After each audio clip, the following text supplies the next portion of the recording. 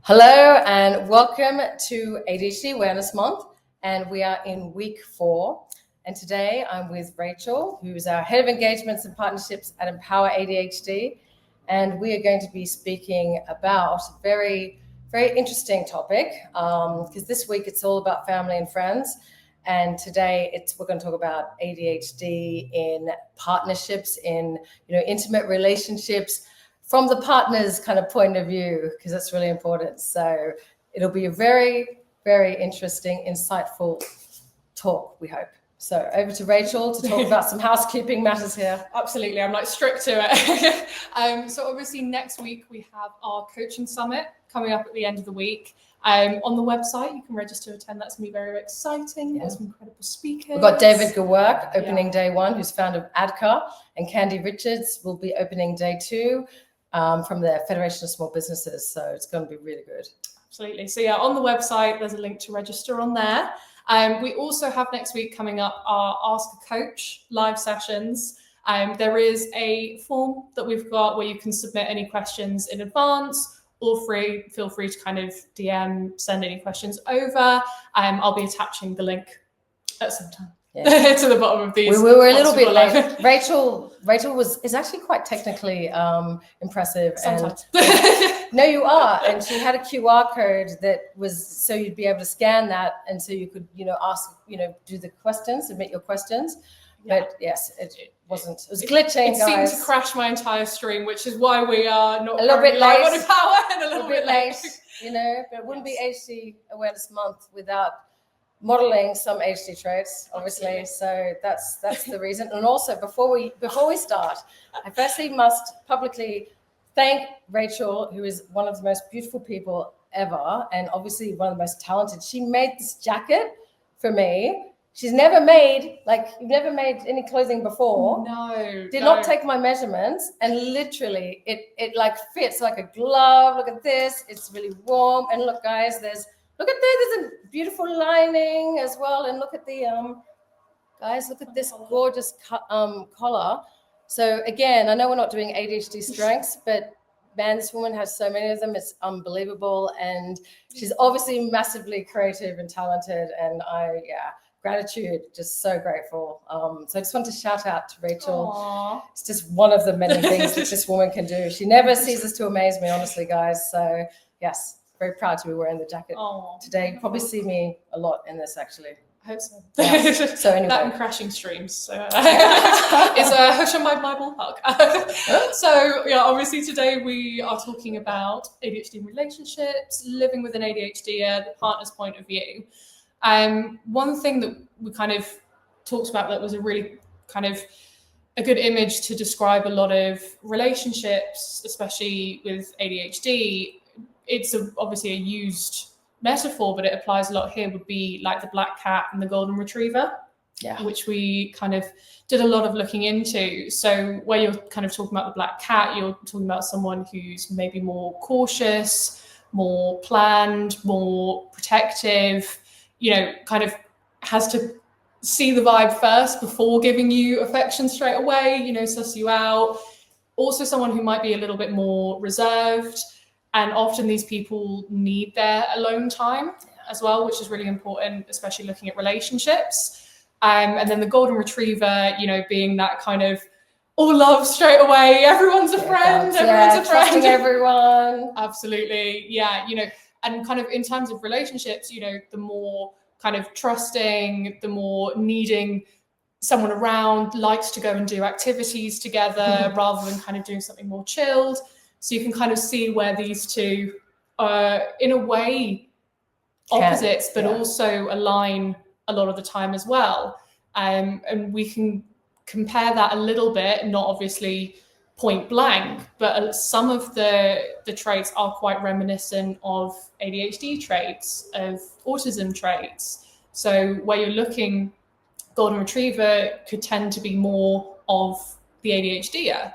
The more, kind of impulsive, needing that stimulation, sensory seeking. Yeah, absolutely. And then the black cat, the more planned, the more kind of relevant to the canary in the mine, that's they called it. Yeah. The one that can look around the corners, that road maps, that kind of can see all the different outcomes of everything, you know. And so, you know, there's a reason that they catastrophize, because they see so many things that can go wrong. And that seems to be more of the black cat, or the what I used to call the worrying warrior. So the worrying warrior type of ADHD is the black cat, and the forgetful fairy type is the golden retriever. That's because you quite often, what I was seeing in coaching in relationships, because I coach couples as well, and quite often you will have those two different types of ADHDers together, because ADHDers attract each other, you know, for so many reasons. You know, we just gravitate towards each other, don't we? Because we're non-linear thinkers. You know, we get bored easily. We like a challenge. You know, and this is where it can get a little bit sticky. And something I really want to point out is that some ADHDers do find themselves in toxic relationships. Those that like a challenge in terms of, I'm going to fix him or I can fix him. Like, I'll fix him, you know. Okay, go on, Rachel. No. Now's your partner's POV. Do you want to talk about this at all? So a little bit. It's the kind of, you, obviously in terms of being, it's a common ADHD thing. We like to help other people. And so you're kind of, in friendships, you're the one that helps. And so when you look at that in relationships, it's I can fix them, you know, I can do all of this to help, because we love to help. And so you kind of end up looking at someone more as a project. I can help you, you know, I can do this. I'm going to do all of this for you. The people pleasing comes into that. And that's when, you know, if it's the wrong person, we compared it. Well, I thought it was quite funny. Almost, if you're looking at like the animals, I think the animals is such a good way to be able to help yourself more, to be able to help others more, because as a society, we're kind of basically to animals. We love animals. We're like, a lot of people, right? They prefer, a lot of ADHDers will say, and people with autism, I prefer animals to humans, which I'm sure they don't really mean. Sometimes, maybe. Sometimes. Depends on the human. Right? Absolutely. Exactly. But if you're thinking of animals, you know, you wouldn't want to see a dog or a cat being mistreated. So why are you doing that to your personality almost? I kind of described it as, you know, if you're the golden retriever, you wouldn't want to lock your dog in a cage. We would find that really cruel. So why are you kind of allowing yourself, to be like that? Or the cat, you wouldn't want to kind of just push aside or kick a cat away. You'd want to love the cat, and we're more kind of emotional to that sometimes. Obviously, it's hard to put yourself first. So if we can look at it like animals, it becomes a little bit easier in terms of partnerships. Rather than shouting at someone, you know, trying to understand if you're shouting at someone because maybe you're more of a black cat and they're more of a golden retriever, and they're running around and kind of, you know, making more of a mess. Black cat just like, rather than shouting at them and going, you know, if you're thinking that's an animal and essentially you're caging up the dog, you wouldn't want to do that. So you'd be more open to understanding and learning. And so when it comes to those energy vampires, pretty much, I describe them as like being Cruella de Vil. You know, you wouldn't give your dog to Cruella de Vil. So don't give your time to these people. If you can see that someone is kind of a little bit more not good intentions, they're not someone to fix, they're a Cruella de Vil. And so you wouldn't give your dog to Cruella de Vil. So it helps us kind of look at, be a bit more compassionate. Absolutely. It's that compassion towards ourselves that we lack as ADHDers. And it does help if you're a golden retriever type. I'm more of the golden retriever type, definitely. And by being able to, you know, that detached observer, and then, you know, if something, say, there's an interaction or a treatment, the way you're treated, and being able to see that in the context of, you know, the golden retriever being, you know, like you said, locked up in a cage or not fed or completely ignored, or, you know, when they're trying to get affection, things like that, then, you know, it's easier to relate to. It's like, oh, yeah, no, that would be me. Right? It's crazy, isn't it? It's like, whereas we're so used to, because of our lower self-worth, right, all the negative messaging over the years, we just put up with so much. We just, we put up with so much, way more than what we should. We learn to, reduce our expectations, sometimes have no wants. Sometimes we can be in situations, abusive relationships, where you can't have any needs because they're never going to be met. So you just don't have needs. And so the problem is, if you are like that, and that's the kind of standard you're setting, then you walk straight into a relationship, right? Where, okay, is that the standard you want to set? Okay, well, let's continue that. And there we've got a Cruella de Vil situation. Yeah. And I think it's really interesting as well, because it's obviously not just in relationships, but especially someone, some people can be a mix of the both of them. Or different situations make you more of a cat. And I think in that kind of respect, equally as in a relationship, you wouldn't, again, want your dog side to kind of bombard the cat out the way, or the cat to lock up the dog. It's about kind of having them circle each other almost, or know when to kind of take a step back and observe, or know when to come in front and protect. I see the cat as more kind of coming in to suss you out first and see what's going on, whilst the dog holds back, and then the cat can go, okay.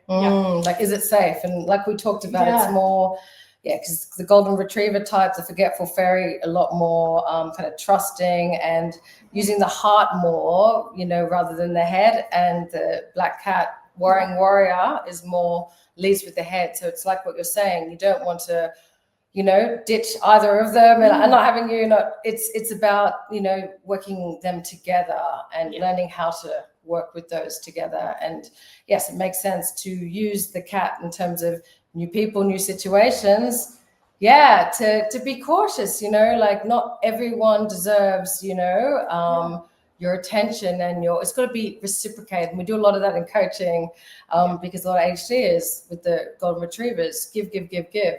And if they're doing that all the time, right, they're not setting boundaries, the energy is going to be drained. And like we also talked about, there's very much risk of being abused.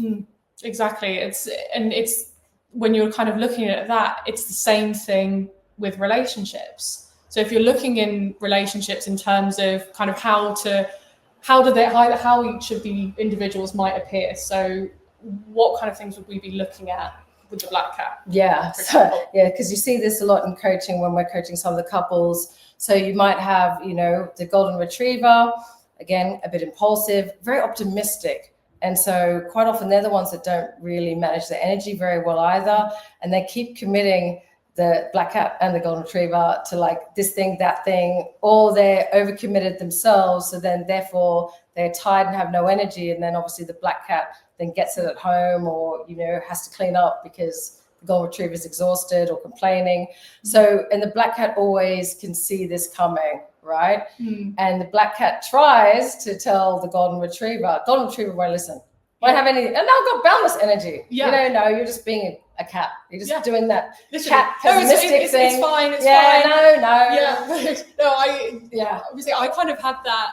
Obviously, the previous relationship where I could see everything. I was like, I know if you go and do this, all of this is going to happen. And so you're going to go to the pub and you're going to have one drink. You won't have one drink. You'll have more, and then you'll get home late, and then you'll be tired, and then all of this. And the other person just couldn't see it. And so it was it's where a lot of them, they work very well together. The black cat can help the golden retriever with planning. The black cat's more cautious and protective of the golden retriever. The golden retriever kind of encourages the cat to take a bit more risk, or enjoy the social, all of that. The loyalty, obviously golden retriever quite very loyal, which can, calm down a lot of the black cat's worry about that. Knowing when to let each other shine, because otherwise, kind of coming back to that example, it can sometimes come across as controlling. Yes, this is the issue. And again, it could be that the person, for sure, as I said before, a lot of ADHD is vulnerable to abuse, and there can be, unfortunately, some of the neurodiverse traits abusers can also have the neurodiverse traits and narcissism, things like that. Yeah. However, like someone, for instance, you're more of a cat in terms of your ability to roadmap from what we just heard in relationship in particular. But Rachel's intentions are good. Like her intentions are good and she can't unsee what she sees. Yeah. And then for her not to actually tell the partner what she does see, like that would her being a bad girlfriend to not warn him. It wouldn't it? Because then you know what's going to happen. It goes wrong. Then you see him suffer. He's in pain. You can't help him. You could have helped him if you had have said and he listened to you, but he didn't. And this is, I bet, it's a cycle you guys got in. It is. It was because it was. I could see it. Yeah. And then he would be like, no, it's fine. And then I'm like, no, I can see it. You know, you're gonna be. It's not just kind of the effect on me. It's I know that you are going to be feeling so exhausted, and then you're not going to be able to do this. And then it's going to lead to more arguments. It's going to lead to X, Y, Z. It's for the benefit of both of us and us as a unit.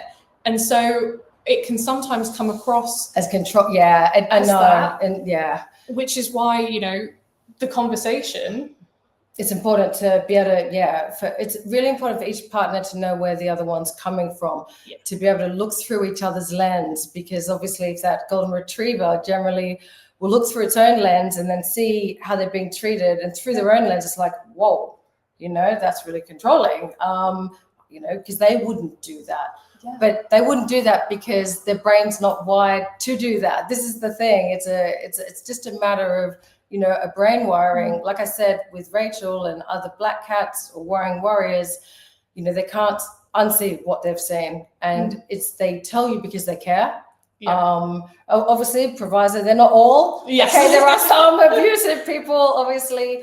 Definitely Rachel is not one. Look at my jacket. No, she like, on all levels, honestly. But yeah, these things do provide, you've got to be careful of that parent-child dynamic in that instance, you know, and Melissa Orlov. So Melissa Orlov is like the couples ADHD expert in the world, in America. And yeah, she makes the point, that kind of parent-child relationship that can develop when you've got those two different ADHDers. And obviously if that happens, what happens to intimacy? Like it's... Yeah, exactly. It can come across like that. And for me, it did. It starts to be kind of like, darling, you know, and it takes that tone. And so it's why having that communication, I think, when we're looking at how, because when they work well, like when they work so well, you know, it brings, it balances out a lot. But it's taking the time to have that conversation is so key. And, you know, finding, why do you feel like this? Why are you saying all of this to me? Why are you explaining all of that? And then taking the time to hear each other out, understand that, and then find kind of the middle ground. You know, it's compromising without putting up. It's accepting that some things are non-negotiable for you. Yeah, boundaries. Exactly. Yeah, it's about, and what we're talking about earlier. Yeah, just while you were talking, I was just thinking, obviously through that ADHD lens, this is not easy. Like, you know, with our difficulties regulating ourselves, our difficulties, you know, our blind spots, the impulsivity, you know, when the RSD in particular, and this is the problem, you know, relationships are, you know, minefield of RSD triggers like everywhere, right? You know, massive RSD everywhere. And, you know, in coaching, we keep talking about naming entertainment, right? You got to, and I've definitely seen when we're coaching couples and they learn about RSD, when the individual learns that it's their RSD that's triggering, and that perhaps they've assumed, completed a picture that actually isn't their picture to complete, you know, they've put in the pieces that aren't theirs because they need to see the picture, but it's not actually the picture. They're not on the, you know, both partners aren't on the same page, and that's where you've got the problems.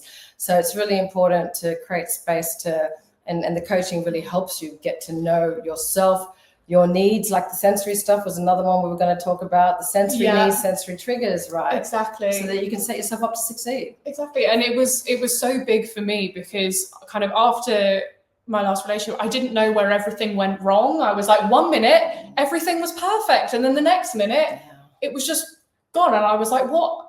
You know, I didn't understand what happened. You know, I thought that I was doing everything, but I needed Stephanie to basically help me understand that. And it set me up so much better for future. You know, I know kind of when I'm giving too much, when I'm going full golden retriever at someone and I'm, you know, doing all of this, and then the black cat's going, oh, and if you do this and all of you do it. And so unpacking that for me brought a lot of closure to that, but also for future relationships, setting things up, you know, if I'd have kind of had that understanding, you know, talking things out would have been so much easier. And so if it is something that, you know, kind of going, well, I don't know what I am, not like in one box necessarily, but I don't know if I recognize any of those. I would say, you know, coaching has been literally life-changing for me. And if anyone kind of in relationships in terms of yourself, I genuinely say it changed my life, which is obviously people use it flippantly, but I genuinely do mean it in terms of relationships, in terms of understanding myself. I can look at these things and I can literally break it down and know what's happening and know now where, obviously quite a road mapper, but I'm like, I know now the map's forming a lot more than it did, than the complete panic of I've given everything to this person and I've done everything. What did I do wrong? You know, even breaking up, I was like, I'll help you through everything. You know, I'll do all of this. I'll do all of that. It's like, no. And so I think obviously there's a lot of things as well that come into it, you know, in terms of managing that relationship. It starts with the understanding of yourself, of which coaching has helped me massively with that. But then once you understand that, learning to, in the relationship, play to each other's strengths. Yes. And so maybe kind of splitting up tasks. I use, for example, like the school run. If the black cat's more organized, the black cat organizes everyone at home. And if the golden retriever is more social, the golden retriever actually does the taking. So they get the socialization, and then the black cat gets the alone time that they need, rather than just going, this is more of an organizational task. So the black cat does everything with it. The black cat becomes overstimulated by that, you know, does the organizing, which is their strength, but then gets overstimulated and then needs extra alone time when the golden retriever's back and wants to spend time. So it's looking at breaking down a task and going, what actually are the elements and what are your strengths? And if, you know, kind of, and finding those qualities in other people, because obviously you can have two of the same. Yes. And so if you've got two of the same, you can imagine two golden retrievers. They have a lot of fun. That's probably mostly what they do. In terms of getting stuff done by themselves. And this is the point we're talking about. You know, if there are the two types, then you need that external. We're not talking about anything kinky here. We are talking. That was quite a sidetrack. That's not. I didn't know where you're going with that one. I was like, I love it. Sorry. The power of life. This is what okay. I'll let you explain what we were. I just thought I should make that clear. If you want, of course, if that's, you can if you want as well. That's not. We don't judge. You do whatever. You know. Well, that's a whole nother topic, neurodiversity and sexual preferences. But that's not what we're talking about today. Not today. No. However, what were we saying? No, by that kind of like looking at external systems, essentially, in terms of, you know, if you're both golden retrievers and so neither of you is very tidy, then bringing someone in like a cleaner. Yeah. It's not, you know, giving up. I had to do it because I was so burnt out all the time, but I was like, it's the only way I can keep on top of this because I want to do it. It just doesn't work. And so kind of if you're both the opposites, play to each other's strengths, but if you're both the same, equally look for those external helps. Definitely. Like we talked about last week with delegation, a PA. For example. Exactly. Yeah. Things like that. Hold you accountable and all. Yeah. And actually it's really important because definitely, sorry, I can't. We lost you now. If there is that black cat and golden retriever, you know, I found that as well, the black cat, you know, again, talking things out, right? The roadmap and being able to see it, a lot of black cats need to talk it out. And sometimes that can be overwhelming for a golden retriever. For instance, if a golden retriever is already kind of people pleased all day, and now is dying and just absolutely exhausted. But then, the black cat partner needs to talk it through, things through with the roadmap, and this is where it gets difficult because there's no capacity, and that can sometimes be construed as not caring. There's so many misunderstandings when you can't look through the lens. You're gonna get misunderstandings. Exactly. And so if someone needs that, it's true that I'm very something happens, we talk about it here and now. I can't leave it. I can't leave it. It's like that. I need it sorted. You're angry, right? We're talking. Whereas about I'll be like, like the dog when someone like when you go, hey, and like run away. It's the videos of the dog stealing something and like, what did you eat? Run away. And so we tend to just want to no, not dealing with that, because we very much the whole forgetful fairy, golden retriever, out of sight, out of mind. It's not the same for the black cats. Out of sight with these things, from what I've heard, it just will play and play and play and play and until you guys can kind of talk it out and sort it. Whereas for us, we're like, while we're in the conversation, it's playing. But then when I go out the conversation, it doesn't play anymore. It's gone. It's gone. I'm going now. And so you can see how that's exactly. But it's kind of when approaching those conversations, to make it a little bit easier, it's kind of changing those kind of what's wrong with you, why are you like this, changing that to, I used an example for a mess, for example. There's a lot of stuff, the golden retriever's done something and left everything out, and the black cat's like, don't like that. Instead of going, why are you like this? Well, you always leave a mess, you always do this. RSD. RSD goes, golden retriever's gonna be like, oh, no. And it's either going to be breakdown or it's going to be attack, fight back. And so instead of approaching it like that, asking more kind of how, obviously, kind of the stuff's over there. How do you feel about that? And you might find, because it was the same for me, rather than someone attacking me going, why have you left a mess? Going, how does that mess make you feel? I'd be like, oh, I hate it. Like, I don't want to live like that. Like, I don't like leaving a mess. And then you understand a bit more. And so instead of it being this person just doesn't care, it's actually this person does care. And so asking someone how you feel about it, rather than you've done something wrong, opens the conversation up for more of a, okay, how can we work together to do it? And it's less RSD, so it's less guarded or immediate breakdown or firing back. Avoidance. Exactly. It's more conversation, and it's kind of the main point is of kind of what we've been talking about, is having those conversations, understanding yourself, and having those conversations to understand your partner. Knowing the animals are quite comparable because there are some distinct traits. Obviously, someone's not going to be exactly one thing or exactly the other. Or I'm not saying, if you are ADHD, you are a golden retriever. If you are, you are this. There are things that are comparable. So when understanding it like that and being kinder to the person that you're speaking to yourself, you wouldn't want to kick a cat or lock a dog in a cage. So approach it with that understanding, approach it with that conversation. And if you don't know how to get that understanding of yourself, coaching is an incredible way to do that. There are so many things that I didn't even think were kind of a trait of myself. And I was like, oh, actually, that makes a lot of sense. And having that understanding helps the conversation, helps understand the other person.